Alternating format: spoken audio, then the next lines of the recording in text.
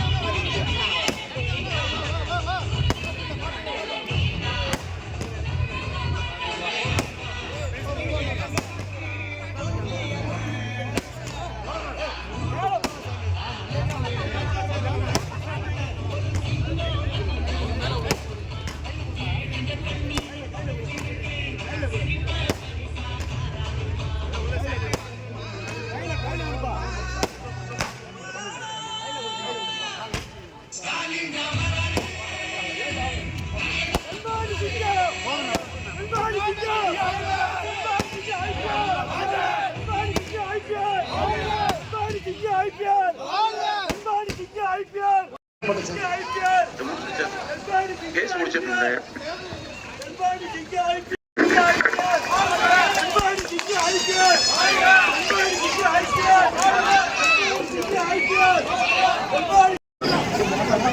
டாட்டாமா sir sir ரொம்ப சந்தோஷம், ரொம்ப மகிழ்ச்சி.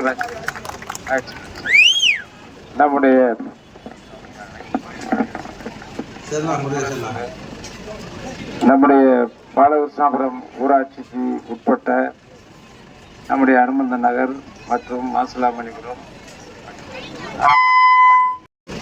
சிடிஓ காலனி, கோவிந்தராஜபுரம், மாசிலாமணிபுரம் தான் சொல்லிட்டேன், பாலகிருஷ்ணாபுரம், ஆமாம், பல வருஷம் வரும்போது கிராம நகரமாக மாறணும். ஆக அருமை பெரியவர்களே, எங்களை பெற்றெடுத்த அன்பு தாய்மார்களே, சகோதர சகோதரிகளே, நம்முடைய இந்த பகுதியினுடைய கழகத்தினுடைய நிர்வாகிகள், ஒன்றிய செரியன் அவர்களே மற்றும் கழகத்தினுடைய நிர்வாகிகளே, நம்முடைய முன்னாள் சட்டப்பேரவை உறுப்பினர் அருமை தம்பி சுப்ரதன் அவர்களே, மற்றும் வருகை இருந்திருக்கின்ற கழகத்தினுடைய முன்னோடிகளே, பணியாற்றக்கூடிய இங்கே வருகை இருந்திருக்கின்ற அத்தனை பெரியவர்களுக்கும், எங்களை பெற்றெடுத்த அன்பு தாய்மார்களுக்கும் என்னுடைய மனமார்ந்த நன்றியும் வணக்கத்தையும் தெரிவிப்பதிலே மற்றற்ற மகிழ்ச்சி அடைகின்றேன். நான் கிட்டத்தட்ட என்னுடைய அரசியல் பயணத்தில் நம்முடைய பாலகிருஷ்ணாபுரம் என்பது என் வாழ்நாளில் மறக்க முடியாததான். ஏன்னா கிட்டத்தட்ட நான் இந்த பகுதியில் 3 ரயில்வே கேட்டை தாண்டி இந்த பகுதிக்கு வந்து அப்புறம் கடைசிக்கு அங்கே போய் நகராட்சியாளர் வீட்டுக்கு போகிறதுக்குள்ளேயும் நம்ம ஊரை பார்த்துட்டு தான் உள்ளே வந்து அந்த மைதானத்தை பார்த்துட்டு அந்த பக்கம் அப்புறம் போவேன். யார் அவர் ஒரு நம்ம மணிமாறனுக்கு. அதுக்கு பின்னாடி நான் வந்து தொடர்ச்சியாக ரொம்ப காலத்தில் வந்து பலகசாமத்தை பொறுத்தளவில் நான் இங்கே இருக்கின்ற இதை மைக்கப்படுது. ஹலோ விடுங்க. பாலகிருஷ்ணாபுரத்தை பொறுத்தளவில் கடந்த காலங்களில் உங்களை நான் பார்த்து பல தேர்தல்கள், மாவட்ட கவுன்சில் தேர்தலிருந்து உள்ளாட்சி தேர்தலிருந்து எத்தனையோ தேர்தல்கள், அத்தனை தேர்தலிலும் 80ஆம் ஆண்டிலிருந்து தொடர்ந்து பாராளுமன்ற தேர்தலிருந்து எனக்கு தொடர்ச்சியாக இந்த பகுதிக்கு நான் வந்து செல்கின்றவன். இந்த பகுதியெல்லாம் நம்முடைய பாலகிருஷ்ணாபுரம் கிராமம் விரிவடைந்து இப்போ அங்கே போயிடுச்சு. எங்கே போயிடுச்சு? அந்த நத்தரோடுக்கு போயிடுச்சு. இப்போ அங்கேருந்து பெருசாக விரிவடைஞ்சு வீடுகள், புதிய வீடுகள் உருவாகி பெரிய நகரம்ங்கிற அளவுக்கு உருவாகி வந்துச்சு. இந்த பக்கம் குளம் இருக்கிறதுனால போல, இந்த பக்கம் குளம் ஒருத்தவங்க தோட்டம் இருக்கிறதுனால எக்ஸன் பக்கத்தில் ஆகலை. அந்த பக்கம் கிழக்கு பக்கம் போய்கிட்டே இருக்கு. ஆக அந்த அளவிற்கு நம்முடைய பகுதி இன்றைக்கு நகரத்தினுடைய முக்கியமான ஊராட்சி பாலகிருஷ்ணாபுரம். பெரும்பான்மை மக்கள் வசிக்கக்கூடிய ஊராட்சி பாலகிருஷ்ணாபுரம். அதை நாம் மறந்துவிடக்கூடாது. திட்டங்களை பொறுத்தளவில் நிறைய பாலகிருஷ்ணாபுரத்திற்கு செய்ய வேண்டிய அடிப்படை பணிகள் இருப்பதை நான் நன்றாக உணர்வேன். அப்பே பெரிய ஊர், அப்பே நிறைய ரயில்வே ட்ராக்கை ஒட்டி நமக்கு வந்து அந்த சாலை வசதி, சாக்கடை வசதி, அதுங்கிற பிரச்சனைகள் நிறைய இருப்பதை நான் நன்றாக உணர்ந்தவன். நான் இப்போ கூட பத்திரிகையாளர்களுக்கு நம்ம பாலகிருஷ்ணாபுரத்தில் தான் அவருக்கு இலவசமாக அந்த பட்டாக்கள்லாம் பத்திரிகையாளர் கொடுத்தது உங்களுக்கு நன்றாக நினைவு இருக்கும். நான் இந்த போன முறை கொடுத்தேன்னு நினைக்கிறேன். கொடுத்து இப்போ அவங்கெல்லாம் வீடு கட்டியிருக்காங்க. ஆக நம்முடைய அரசு கடந்த 5 ஆண்டு காலத்தில் நம்முடைய தலைவர் தளபதி ஸ்டாலின் அவர்கள் நிறைய எண்ணற்ற திட்டங்களை கொண்டு வந்து நம்முடைய தமிழ்நாட்டில் இருக்கின்ற அனைத்து தரப்பு மக்களும் ஏற்றத்தாழ்வு இல்லாமல் எல்லோருக்கும் எல்லாம் என்ற தத்துவத்தை, ஒரு திராவிட மாடல் ஆட்சியை எல்லா திட்டங்கள்லையும் கொண்டு வந்திருக்காங்க. நீங்களே நல்லா உணர்ந்து பார்க்கலாம். எப்படின்னு கேட்டீங்கன்னா, இப்போ வந்து அவங்க கொண்டு வந்தாங்க அதிமுக ஆட்சியில். அந்த அம்மா வந்து பசுமை வீடுன்னு ஒன்று கொண்டு வந்தாங்க. அந்த பசுமை வீடுங்கிறது ஒரு ஊராட்சியில் அந்த கட்சியை சார்ந்தவர்களுக்கு ஒரு 5 பேர் கொடுப்பாங்க. ஒரு யூனியனில் 50 வீடு கூட வராது. நான் இப்பொழுது அந்த துறையினுடைய ஊர வளர்ச்சித்துறை அமைச்சராக 2 ஆண்டுகளுக்கு பதவியேற்ற பின்னால் திண்டுக்கல் மாவட்டத்தில் இப்போ சொல்கிறேங்க, ஒரு சின்ன கிராமம் உங்களுக்கு தெரியும், ரெங்கராஜபுரம். அது காலனி என்று நான் வாயிலான்னு சொல்ல மாட்டேன். ரெங்கராஜபுரம் நகராக்கியிருக்கேன். 60 வீடுகள் நம்முடைய இளைஞர்களுக்கு வீட்டில், ஒரே வீட்டில் எல்லாரும் 2 குடும்பம் கூடியிருந்தாங்க. எல்லாருக்கும் வீடு கலைஞர் கனவெல்லாம் கட்டப்பட்டு எல்லாரும் நல்ல தேர்தலுக்கு 1 மாதத்துக்கு முன்னாடி 5000 வீடுகள் கொடுத்துருக்கோம். இப்போ கூட முதலமைச்சர் அறிவித்திருக்கிறார்கள் தேர்தல் அறிக்கையில் இன்னும் 10 லட்சம் வீடுகள் கட்டித்தருவோம் என்று சொல்லியிருக்கிறார்கள். அதற்கு என் நினைவில் இன்னும் சரியாக இருந்தால் இந்த பகுதியில் இருக்கின்ற மக்கள் இடத்திலே பட்டா கேட்டிருக்கிறார்கள். அப்பொழுதே படிப்புக்கு தகுந்த மாதிரி வேலை போடலாம். படித்தவர்களுக்கு நம்முடைய பழனி கோவிலில் 1000 இடம் காலி பண்ணிடங்கள் இருக்கு. யாரு வாத்தியார் வேலையே 300 இருக்கு, லெக்சரர் வேலை 300 இடம் இருக்கு. இது போக 700 இடம் கோயில்ல மட்டும் காலி பணியிடங்கள் 500 இருக்கு. அவர்களுக்கு அந்த வாய்ப்பை வழங்கி வேலை வாய்ப்பை உருவாக்க போகிற அரசு நம்முடைய வரப்போகின்ற 2ஆம் முறையாக வரப்போகின்ற நம்முடைய தமிழகத்திற்கு ஒரு சாதனை அரசாக இருக்கும். நான் என்ன பொறுத்தவரையில் நான் இன்றைக்கும் சரி, நாளைக்கும் சரி, என்றைக்கும் சரி, நான் அவர்களுக்கு எந்த ஏன்னா ஒரே ஊர்ல 28 பேர் போட்டு கேட்டாங்க, யாரு மொத்தம் எம்எல்ஏ கேட்டாங்க. அப்படிதான் அவர்களை மறந்துட்டோம். நம்ம அதை மட்டும் இன்னைக்கு அந்த கொள்கையில விட்டுட்டோம். இன்னைக்கு நம்மகிட்ட நிற வேறுபாடு கிடையாது, ஜாதி வேறுபாடு கிடையாது.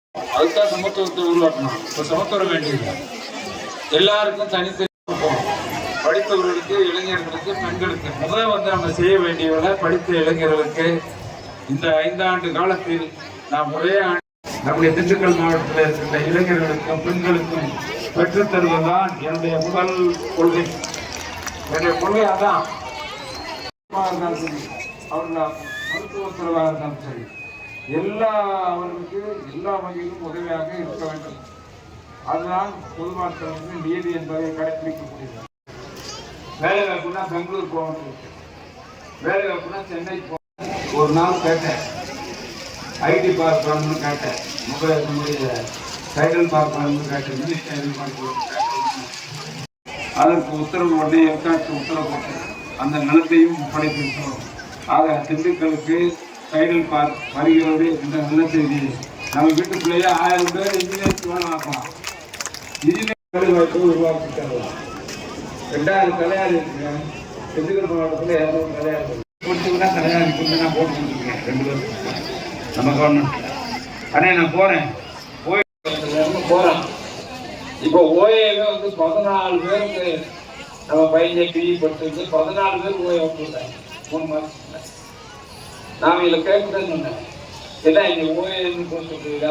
இதை விட சொன்ன வேடிக்கை, நான் முதலாக நம்முடைய கூட்டுறவுத்துறை அமைச்சராக இருந்த பொழுது 7000 காலி பணியிடங்களே வந்தவங்க தான் நிரப்புனது. நான் என் டிபார்ட்மெண்ட் ஒன்று தான் 7000 பேர் சொன்னேன். டிசம்பருக்குள்ள நிரப்பணும் இருக்கேன். டிசம்பர் வர டிசம்பர், இப்ப ஏப்ரல் நிரப்பி இளைஞர்களுக்கு வழிகாட்ட போகிற முதலமைச்சர் தான் தளபதி மு.க. ஸ்டாலின். ஸ்டாலின் ஸ்டாலின் ஸ்டாலின் ஆட்சி கண்டிப்பா தொடரும். விவசாயமே இல்லை, 8 மாசம் பண்ணல, 100 நாள் வேலை இல்லை, விவசாய வேலை இல்லை, 100 நாள் வேலை இல்லை. என்ன செய்வார்கள் மக்கள்? ஆகவேதான் 2 ஆண்டுகளுக்கு முன்னாடியே 4 சட்டமன்ற உறுப்பினர் சேர்ந்து போய் ஒரு மனு கொடுத்தோம்.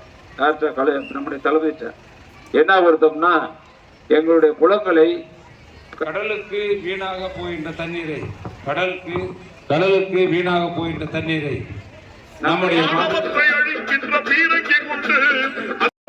ஒரு திட்டம் தர வேண்டும் என்று கேட்டோம்.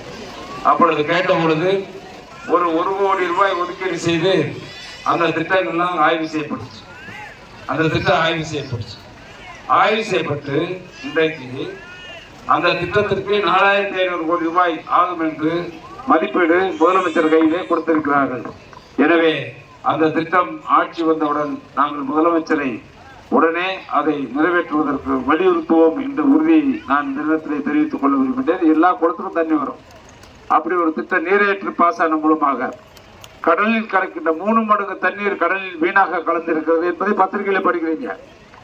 அணையை கட்டி தடுத்திருக்கலாம் சொல்றாங்க, எதிர்கட்சிகள்லாம் எல்லாத்தையும் தடுக்கலாம்னு சொல்றாங்க. அது பிரயோஜனப்படாது. நம்ம என்ன பண்றோம்னா, நம்ம வந்து அதை அதிகமாக வெள்ளம் வருகின்ற காலத்தில் அந்த தண்ணீரை நீரேற்று பாசனம் மூலமாக திண்டுக்கல் மாவட்டத்தில் இருக்கின்ற அத்தனை குளங்களுக்கும் அந்த தண்ணீரை கொண்டு வந்து சேர்க்கிற திட்டம் நிறைவேற்றிவிட்டால் திண்டுக்கல் மாவட்டம் டெல்டா மாவட்டத்தை விட செழிப்பான மாவட்டமாக வளர்ச்சி வரும் என்ற செய்தியை மகிழ்ச்சியோடு நான் தெரிவித்துக் கொள்ள விரும்புகின்றேன். ஆக இன்னைக்கு தேர்தல் அறிக்கையில் சொன்ன மாதிரி இனிமேல் மகளிர் உரிமை தொகை 1000 என்று இருந்தது அடுத்த மாதத்திலிருந்து. ஏன்னா யாரும் கொடுக்க போறதில்லை, சூப்பர் தோக்க போறோம்னு உறுதி. அவங்க நம்பியிருக்கிறது விஜயதான். என்ன நம்பியிருக்காங்க? இங்க இருக்க கிறிஸ்தவர்கள் ஓட்டு, இஸ்லாமியர்கள் ஓட்டை விஜய் வாங்கிடுவாரு. அவங்க ஓட்டை வாங்கிட்டா நம்ம வந்து திமுக ஓட்டு குறைஞ்சிருச்சுன்னா நம்ம ஈஸியா ஒரு 20 கிட்டத்தட்ட 40,000 ஓட்டு வாங்கிட்டா ஓட்டு திமுகவுக்கு எப்படியும் கிறிஸ்தவர்கள் இஸ்லாமியர்கள் வாக்களித்தால் அந்த வாக்கு திமுகவுடைய வாக்கு தான். நமக்கு வாக்கு குறையாது. நம்ம 30 ஓட்டா 100க்கு 30 29 ஜெயிச்சு வந்துடலாம்னு கனவு வாங்குறாங்க. தயவுசெய்து சொல்றேன், அதாவது விசில் போறது வேஸ்ட். நீங்க 100க்கு 20 ஓட்டு போட்டீங்கன்னா வேஸ்ட். 100க்கு 10 20 போனதெல்லாம் வீண். இந்த 10 ஒரே அடி அடிங்க. இளைஞர்களே, பெண்களே, ஸ்டாலினுக்கு ஒரே அடிங்க. உங்க வீடு தேடி வேலை வரும். உங்க கல்வி நல்லா இருக்கும், உங்களுடைய எதிர்காலம் நல்லா இருக்கும், உங்கள் குடும்பம் நல்லா இருக்கணும், தமிழ்நாட்டு மக்கள் நன்றாக இருக்க வேண்டும். ஏதோ நீங்கள் பார்க்கக்கூடிய செய்திகளை வைத்து, அறிவிப்புகளை வைத்து தயவு செய்து நம்பாதீர்கள். இப்ப போலித்தனமான ஒரு சீட்டிங் பார்ட்டிலாம் நீங்க நம்பாதீங்க. நான் ஓப்பனா சொல்றேன், தேர்தலுக்கு முன்னாடியே மக்களை ஏமாற்று வழி செய்து, மடைமாற்றம் செய்து மக்களை ஏமாற்றி விடலாம், பாமர மக்களை ஏமாற்றி விடலாம் என்று நினைத்தால் அதற்கு நீங்கள் கொடுக்கின்ற பதிலடி தான் 23ஆம் நாள் வாக்குச்சாவடிக்கு சென்று நீங்கள் ஸ்டாலின் என்று சூரியன்ல அமர்ந்துள்ள நம்முடைய வெற்றி வேட்பாளர் தம்பி செந்தில் அவர்கள் திண்டுக்கல் சட்டப்பேரவை உறுப்பினராக தேர்வு செய்யப்பட வேண்டும். அதற்கு நீங்கள்லாம் பாலகிருஷ்ணாபுரத்தில் இருக்கின்ற மக்களுக்கு நாங்கள் என்றென்றும் கடமைப்பட்டிருக்கிறோம். நான் மற்றவர்களை பற்றி பேச வேண்டிய அவசியம் இல்லை. திண்டுக்கல் ஒரு பெரிய வளர்ச்சிக்கு இன்றைக்கு பாலங்கள்லாம் கட்டி திறக்கப்பட்டிருக்கிறது. மிகப்பெரிய வளர்ச்சியை எதிர்நோக்கி இருக்கின்ற இந்த காலகட்டத்தில் நன்றாக பணியாற்றக்கூடிய, உங்களுக்காக உழைக்கக்கூடிய, வளர்ச்சிக்காக ஒரு அரசு அமைய வேண்டும் என்றால் அது ஸ்டாலின் அரசு தான் வருகிறது. வேற எந்த அரசு வர முடியாது, வெற்றி பெறவே முடியாது. மக்கள் முடிவு செய்து விட்டார்கள். 60 70 கிடையாது, எதிர்கட்சியா வர முடியாது. எழுதி வச்சுக்குவேன். நான் சொல்ற தினத்துல சொல்றேன், பாலகிருஷ்ண கண்டிப்பா திமுக ஆட்சி தான். திமுக ஆட்சி வந்தால்தான் தமிழ்நாட்டில் இன்னும் பல வளர்ச்சி திட்டங்கள் நம் மக்களை நோக்கி வரும், நம் குடும்பம் வாழும். எல்லா மக்களுக்கும் எல்லாம் என்ற தத்துவத்தை திராவிட மாடல் நாயகர் தளபதி மு.க. ஸ்டாலின் நிறைவேற்றுவதற்கு, அவருடைய கரத்தை வலுப்படுத்துவதற்கு நீங்கள் எல்லாம் உறுதுணையாக இருக்க வேண்டும். ஜாதி மத பேதமற்ற ஏற்றத்தாழ்வற்ற சமுதாயத்தை உருவாக்கிட நாம் அனைவரும் ஒன்றுபட்டு பாடுபட வேண்டும். சோசியலிச சமுதாயத்தை நிறைவேற்ற பாடுபடணும். சுப்ரதர் அங்க வந்திருக்காரு, திமுக பங்கு சேர்த்தாரு. என்ன அவர் 91 96 வரைக்கும் எம்எல்ஏ. அவர் 96ல இருந்து கட்சியில உறுதியா இருந்தவர். அவர் இப்ப என்ன 96ல இருந்து 2026 30 வருஷம் ஆச்சு. 30 வருஷமா அந்த கட்சியில உறுதியா இருந்தவர் எல்லாத்தையும் முத்தத்துக்கு மறந்துட்டு அந்த இயக்கத்துல இருந்தாருன்னா அந்த கொள்கை. ஆனா கடைசி வரைக்கும் போராடி பார்த்தார். அங்க ஒரு ஆதிக்கம், பண ஆதிக்கம், கார்பரேட் ஆதிக்கம், ஒரு சார் சமுதாய ஆதிக்கம். அந்த ஆதிக்கத்தில் இவர் நீண்டு முடியும். அதான் கடைசியாக சொன்னார் என்னிடத்துல, அண்ணா நான் நம்ம பல திராவிட இயக்கம், திராவிட முன்னேற்ற கழகத்திற்கு வந்து விடுகிறேன், எனக்கு வாய்ப்பு தாருங்கள் என்று கேட்டார்கள். கொண்டிருக்கிறார்கள். அவர்கள்லாம் நம்பிக்கை எங்க இருக்கிற நம்பிக்கை ஒளி தளபதி ஸ்டாலின் தான். அந்த நம்பிக்கை ஒளியினால் தான் இன்றைக்கு நல்ல ஒரு இயக்கம் ஸ்டாலின் தலைமையிலே என்கின்ற திராவிட முன்னேற்ற கழகம் என்பதை நம்பித்தான் வந்திருக்கிறார்கள். அவர்களுக்கெல்லாம் இயக்கம் கண்டிப்பாக வாழ்வளிக்கும். அதே சமயத்திலே இங்கே குழுமி இருக்கின்ற அத்தனை தாய்மார்களுக்கும் சகோதரிகளுக்கும் பாதம் தொட்டு கேட்டுக்கொள்வது, நீங்க எல்லாம் வருகிற ஏப்ரல் 23ஆம் நாள் நீங்கள் அளிக்கின்ற வாக்கு உதயசூரியன் சின்னத்திலே வாக்குகளை அள்ளித்தந்து வெற்றி பெற செய்வதாய் உங்களை அன்போடு கேட்டு, நம்ம பிள்ளைகளுக்கெல்லாம் எல்லாத்துக்கும் பேசணும். நீங்க பேசாம இருக்கக்கூடாது. பிள்ளைய படிச்சிருக்கோம் சொல்லணும். நம்ம வேலைக்கு வரணும், அதுக்கு தளபதி ஸ்டாலின் தான் வரணும்.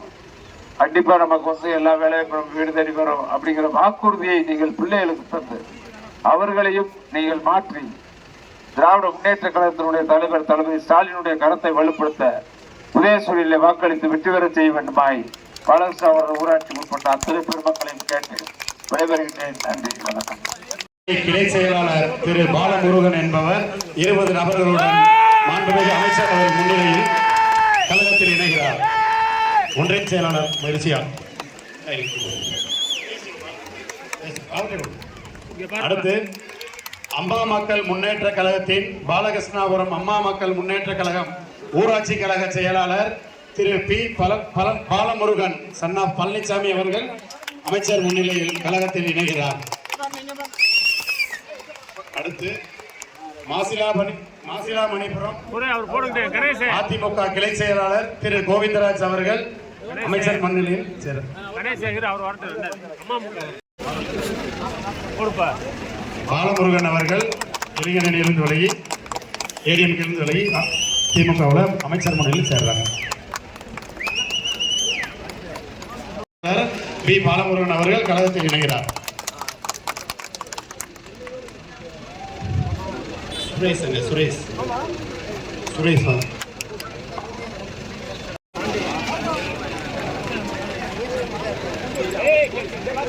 மாலா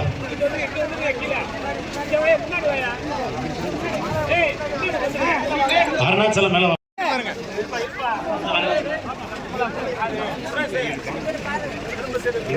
கீழே போங்க கீழே நெல்லு தூக்கி பிடிங்க மாலை மேல தூக்கி பிடிங்க போதுனே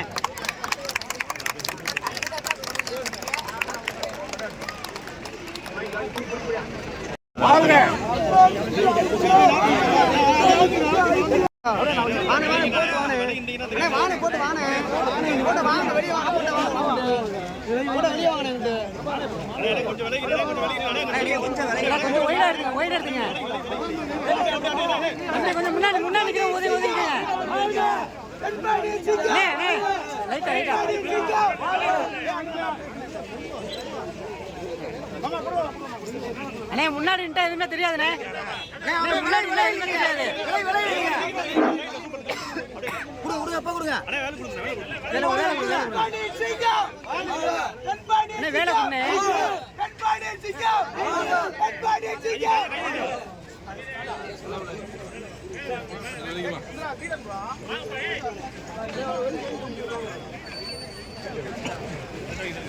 அன்பார்ந்த வாக்காளர் பெருமக்களே, சகோதர சகோதரிகளே, கழக உடன்பிறப்புகளே, எதிர்வரி